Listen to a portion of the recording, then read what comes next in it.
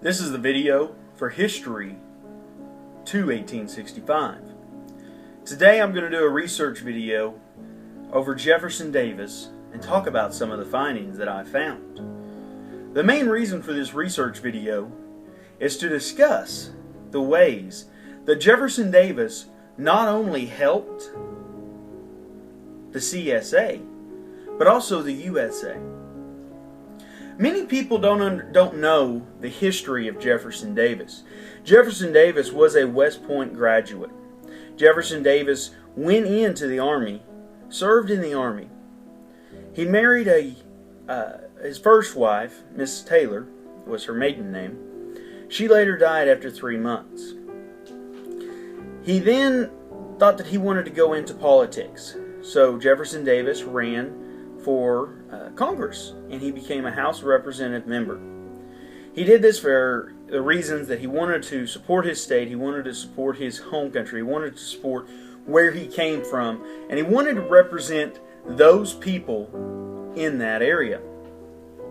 He was part of the House of Representatives until the Mexican-American War. At this time, Jefferson Davis felt that it was very crucial for him to get back into the Army. So that's what he did.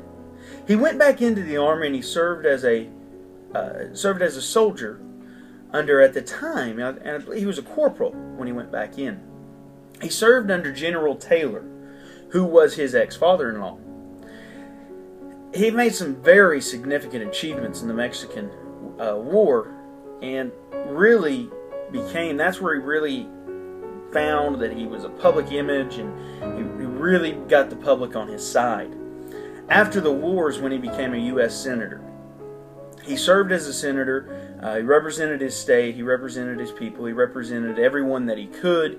He was the voice for them in Washington. It was then soon after that President Franklin Pierce appointed Jefferson Davis to head of the Army. At that time, being the Secretary of Defense, he was able to use his West Point graduate experience, he was able to use his experience in the war to be able to be a leader that not only understood his men, but understood what his men was going through, because it was not that long ago that he was in the same shoes that the men he was leading was in.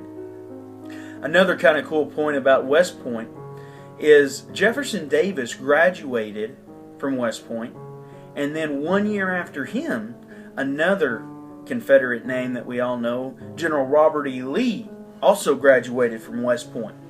So I can only imagine that they knew each other, that they'd seen each other in school, and was able to form that relationship. When the war between the states started, most people know as the Civil War. I personally don't like to call it the Civil War, because a civil war is when people try to go in and overthrow a government. The South was not trying to go in and overthrow the government. The South was doing much like the Americans did with the British in the Revolutionary War. There were several taxes at that time that was hitting the farmers. There was several things that was different from the North, because the North was kind of more of a manufacturing, more of an industry, instead of an agriculture like the South. And they was really getting the raw end of the deal. And that's when the South decided that it was time to separate from the Union and try to form their own country, the Confederate States of America. And thus starting the war between the states in 1861. Again, like I said, it wasn't a civil war, because at no point in time was the South objective to overthrow the U.S. government.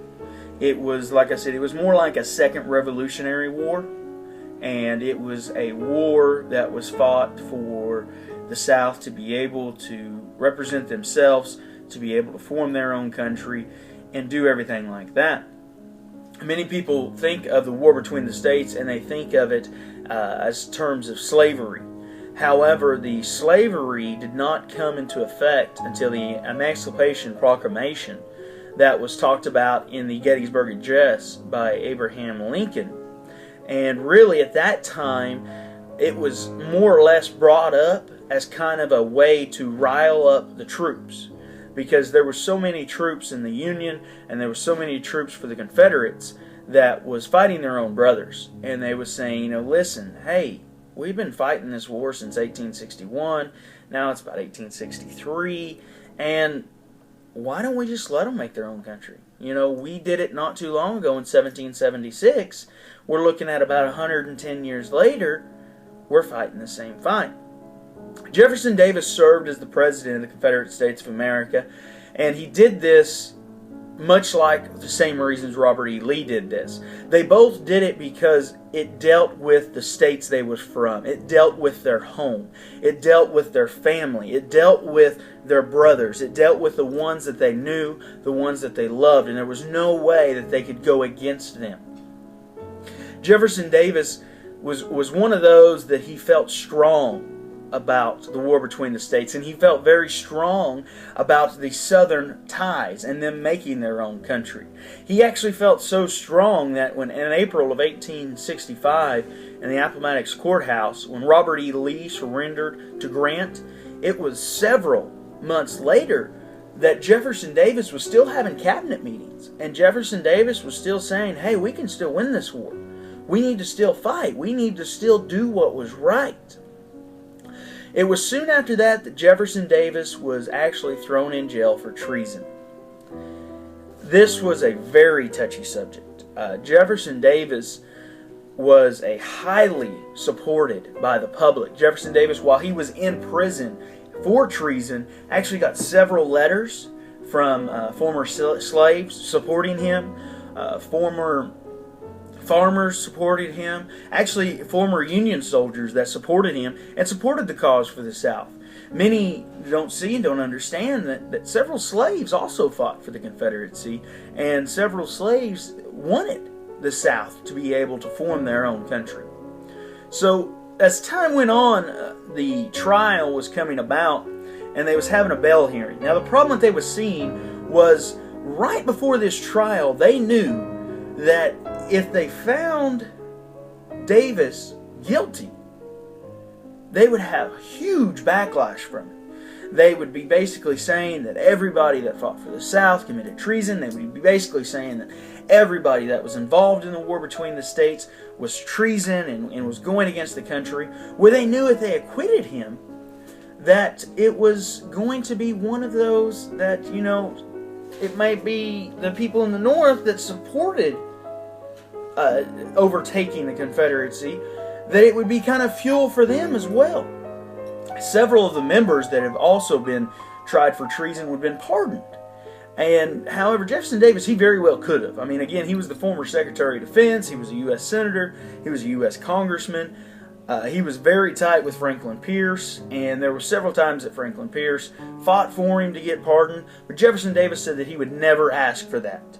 He would never ask to be pardoned because he felt that he had not committed treason, which I fully agree and I fully stand for. So it was at his bail hearing, and the kind of thing about it is, and it was kind of a low dig to him, his bail hearing was actually held at one of his old offices that he had while he was Confederate president. They released him on bail, and they never tried him.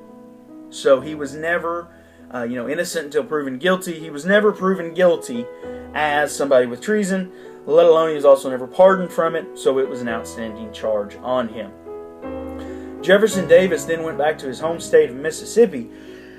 Many don't know, Jefferson Davis, when he went to prison, a lot of the freed slaves who had horrible owners needed a place to go, and so Jefferson Davis opened up his house and let freed slaves live there.